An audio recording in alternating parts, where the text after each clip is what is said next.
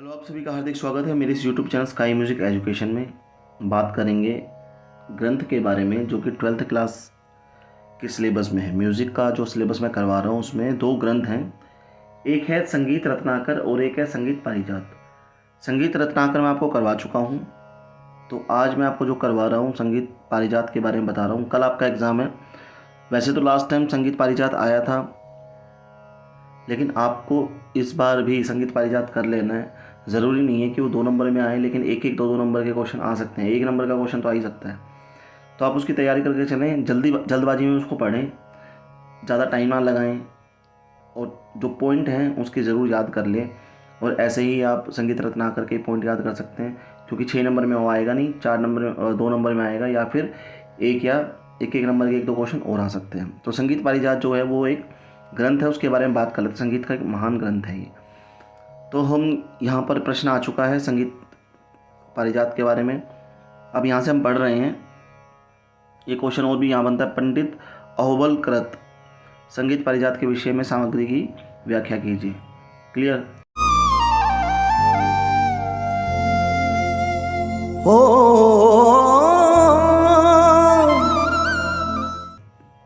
तो अब हम बताएंगे संगीत पारिजात के बारे में, पढ़ेंगे, कोशिश करेंगे जितना हो सकेगा। संगीत पारिजात ग्रंथ के रचयिता पंडित अहोबल हैं। तो यहाँ पर 1 नंबर का आपका क्वेश्चन आ सकता है। यह उत्तरी संगीत पद्धति का स्पष्टीकरण करने वाला सबसे महत्वपूर्ण ग्रंथ माना जाता है। पंडित अहोबल मूलतः दक्षिण निवासी थे, परंतु जब उन्होंने इस ग्रंथ की रचना की तो वे उत्तर भारतीय संगीत से भली भांति परिचित थे। वो रहने वाले तो दक्षिण के थे, लेकिन उन्होंने जो इसकी ग्रंथ की रचना की थी वो उत्तरी भारतीय संगीत को लेकर के की थी, और उसको जानते भी थे कि उत्तर भारतीय संगीत क्या है। संभवतः इस ग्रंथ की रचना उन्होंने उत्तर भारत में ही की थी।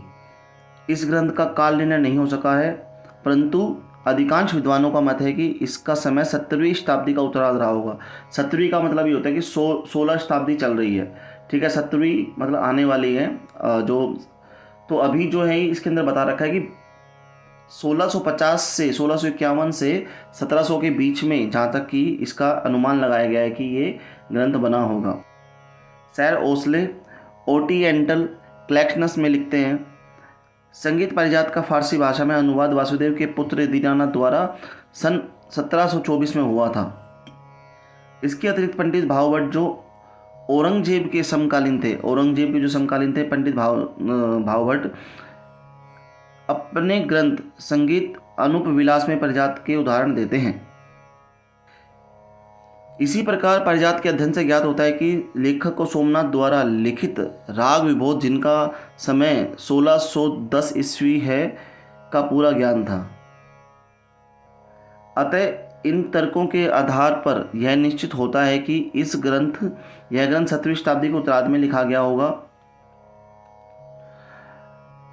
संगीत पारिजात का श्रुति स्वर प्रकरण अब हम जान लेते हैं कि किस हिसाब से इसको बांटा गया है, किस हिसाब से क्या है इसका मामला। श्रुति संख्या और सुर स्थापना। पंडित अहोबल पूर्व लेखकों की भांति एक सप्तक में 22 श्रुतियां मानते थे और उनके नाम भी तीव्रा, कुमदती आदि स्वीकारते थे। इन 22 श्रुतियों पर शुद्ध स्वर स्थापित करने के लिए निम्नलिखित नियम अपनाया था।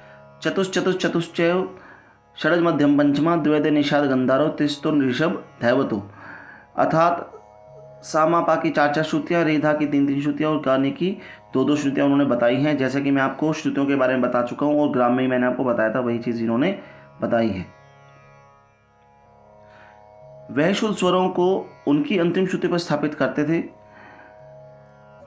स्वर की भांति स्वर की परिभाषा देते हुए लेखक लिखता है कि जो अपने आप सुनने वालों की चित्तों को आकर्षित करे वे स्वर कहलाते हैं। षडज, ऋषभ, गंधार, मध्यम, पंचम, धैवत, निषाद, ये 7 स्वर हैं। मैं ज़्यादा एक्सप्लेन नहीं कर रहा हूँ, मैं जल्दी चल रहा हूँ ताकि ये कंप्लीट हो जाए। अगर एक्सप्लेन करने लगूँगा तो बहुत लंबा वीडियो जाएगा, इतना आपके पास समय नहीं है। ये सिर्फ मैं इसलिए कर रहा हूँ कि आप इसकी स्क्रीनशॉट ले लें या फिर इसको जल्दी से पढ़ लें, देख लें, लिख लें। इसके उपरांत लेखक स्वरों के 2 भेद, शुद्ध और विकृत मानता है, ठीक है। शुद्ध और विकृत जो आजकल हम बताते हैं, वह 7 शुद्ध मानता है और 22 विकृत स्वर मानते हैं। हम 5 स्वर मानते हैं विकृत को, पहले 22 स्वर उन्होंने विकृत को माना था। कुल 29 स्वर मानते हैं और विकृत स्वरों की संख्या क्रमशः 1, 2, 3, 4 श्रुतियाँ चढ़ने पर तीव्र, तीव्रतर, तीव्रतम और अति तीव्रतम देते हैं। स्वर के पीछे की ओर एक श्रुति उतारने से पर कोमल और 2 श्रुतियां उतारने पर पूर्व की संज्ञा पाता है। चाहे लेखक 29 स्वरों का वर्णन करता है, परंतु राग प्रयोग में 12 स्वरों का विवरण देता है। वास्तव में उनके विकृत स्वर नामों में अंतर है, स्थानों में नहीं।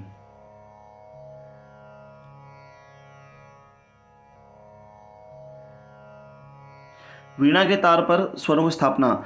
अहोबल को संगीत के इतिहास में इसलिए भी महत्वपूर्ण स्थान प्राप्त है क्योंकि यह प्रथम ग्रंथकार थे जिन्होंने वीणा के तारों की लंबाई के निश्चित विभाग बनाकर अपने शुद्ध तथा विकृत स्वरों की स्थापना का मार्ग दर्शाया था। श्रुति स्वर भेद। अहोबल श्रुति स्वर का भेद दर्शाते हुए लिखते हैं कि श्रुतियों का कारण श्रृणुतो है, अर्थात जो सुनी जा सकती है। स्वर और श्रुतियों में भेद इतना ही है जितना सर्प और उसकी कुंडली में। वास्तव में भिन्न भिन्न रागों में समस्त श्रुतियों ही स्वर बनकर प्रयुक्त होती रहती हैं। जो ध्वनियाँ उस राग में प्रयुक्त होती हैं वे स्वर बन जाती हैं और जो प्रयुक्त नहीं होती वह श्रुतियाँ बन जाती हैं। लेखक का कहने का अभिप्राय यह है कि राग के स्वर कोमल राग बदल देने पर पुनः श्रुति बन जाते हैं और अन्य श्रुतियाँ स्वर बन जाती हैं। एक और राइटिंग पढ़ेंगे उनकी, वादी, संवादी, अनुवादी, विवादी। उन्होंने क्या कहा है? लेखक के अनुसार जो स्वर राग में अन्य रागों की अपेक्षा अधिक प्रयुक्त होता है उसे राग, जिससे राग स्पष्ट रूप से दिखाई देता है, स्वरूप स्पष्ट होता है, उसे जीव या वादी स्वर कहते हैं। यह राग का राजा के समान होता है। वादी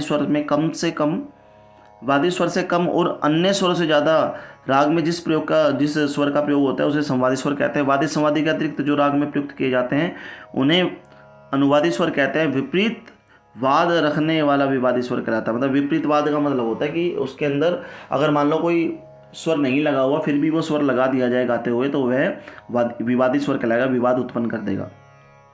ग्राम के बारे में उन्होंने क्या बताया है? स्वरों का समूह ग्राम कहलाता है। ग्राम 3 होते हैं जिन्हें षडज ग्राम, मध्यम ग्राम और गंधार ग्राम कहते हैं। ग्राम मूर्छना के आधार पर भूत होते हैं और तीनों ग्रामों में षडज ग्राम उत्तम ग्राम कहलाता है। राग 2 ग्रामों में ही आश्रित होते हैं। देखो मैंने जहाँ तक कि अभी इसको पढ़ा है तो संगीत रत्नाकर और इसमें ज़्यादा कोई फ़र्क नहीं है। वादी, संवादी, ग्राम मूर्छना के बारे में उन्होंने बताया तो आप थोड़ा सा ही पढ़ेंगे तो समझ में आ जाएगा। थोड़ी थोड़ी हल्की हल्की बातें कुछ अलग हैं वो आपको समझ लेनी है, बस ज़्यादा कुछ घबराने वाली कोई टेंशन वाली बात है नहीं इसमें। उसके बाद हम बात कर रहे हैं मूर्छना के बारे में। तो मूर्छना के बारे में क्या बताते हैं अहोबल जी? जब स्वरों को आरोह अवरोह होता है तो उसे मूर्छना कहते हैं। यही चीज़ हमने देखी थी कि मूर्छना जो है आरोह अवरोह करने से होती है। यह ग्राम पर आश्रित होती है। 1 ग्राम की 7 मूर्छनाएं होती हैं। इस समय षडज और मध्यम ग्राम का प्रचलन था, अतः दोनों ग्रामों से 14 मूर्छनाएं उत्पन्न हुई थी। मूर्छना का जब मैंने बताया तब भी मैंने आपको इस बारे में बता दिया था। नेक्स्ट हम पढ़ते हैं आगे। मेल के बारे में बात करेंगे। मेल का मतलब होता है थाट। थाट के बारे में बात करेंगे। उन्होंने थाट के बारे में क्या बताया है?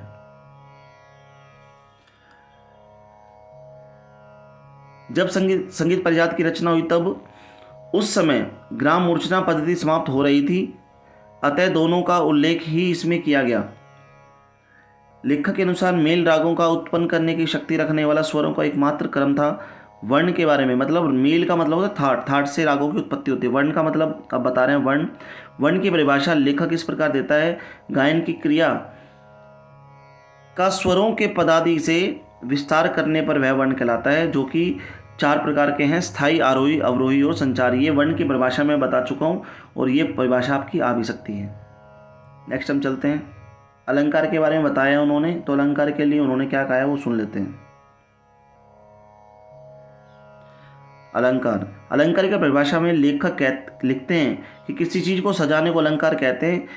जिनके द्वारा राग सजाए जाए वह तान, पलटे, आलाप अलंकार कहलाते हैं। पंडित अहोबल ने 69 अलंकारों का वर्णन अपने ग्रंथ में किया है।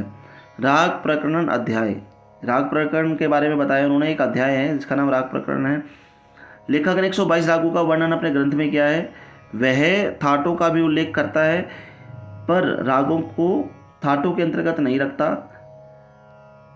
राग विवरण में वह आरोही, अवरोही, ग्रह, अंश, न्यास, मूर्छना आदि के स्वरों का उल्लेख करता है। नेक्स्ट,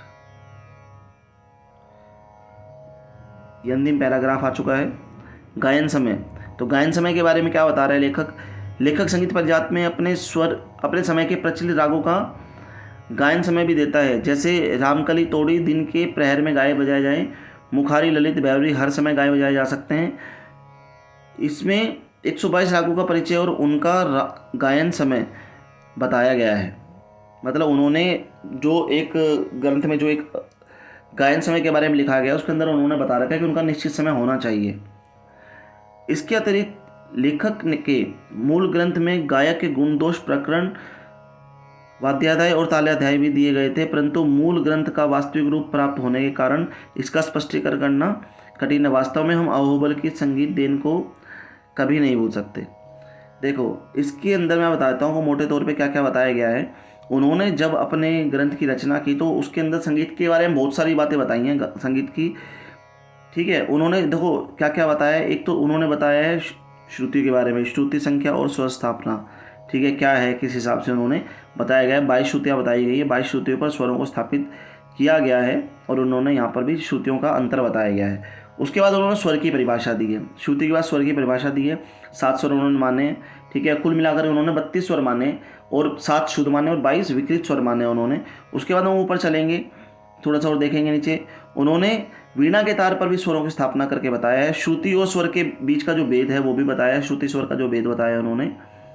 उसके बाद उन्होंने वादी, संवादी, अनुवादी, विवादी इन स्वरों के बारे में बताया है। बहुत आसान है। देखो, जब मैं जब आपको राग का परिचय करवाता हूँ तब भी मैं आपको ये बातें समझाता हूँ। और ग्राम के बारे में उन्होंने बताया है, ठीक है। 3 ग्राम हैं, उनमें से 2 ग्राम बताए हैं, षडज और मध्यम ग्राम। गंधार ग्राम तो मैं भी नहीं बताता हूँ और क्योंकि वो लुप्त हो गया था।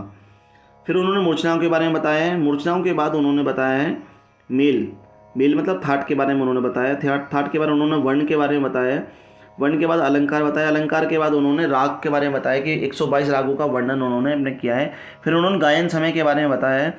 बहुत ही आसान ग्रंथ है, कुछ भी नहीं है इस ग्रंथ में पढ़ने वाला, बहुत आसान है। बहुत आसानी से ये वही चीज़ है। गायन समय क्या होता है जी, उन्होंने बस हेडिंग लिख देना और गायन समय के बारे में बता देना। गायन समय के बारे में बताया, निश्चित गायन समय होना चाहिए। थाट मेल के बारे में बता देना। बस इसी प्रकार से ये आपका प्रश्न बन जाएगा। बहुत आसान है, कोई घबराने वाली बात नहीं है। जो संगीत परिजात का एक प्रश्न है तो आप इसको बहुत ध्यान से देखें, ठीक है, और बहुत अच्छे से इसको लिख करके हैं। Thank you so much guys इस वीडियो से जुड़ने के लिए। लाइक कीजिए, शेयर कीजिए, कमेंट कीजिए। और कल आपका एग्ज़ाम है तो बहुत बहुत धन्यवाद और बहुत बहुत कॉन्ग्रेचुलेशन आपको, शुभकामनाएं। Thank you so much guys जुड़ने के लिए।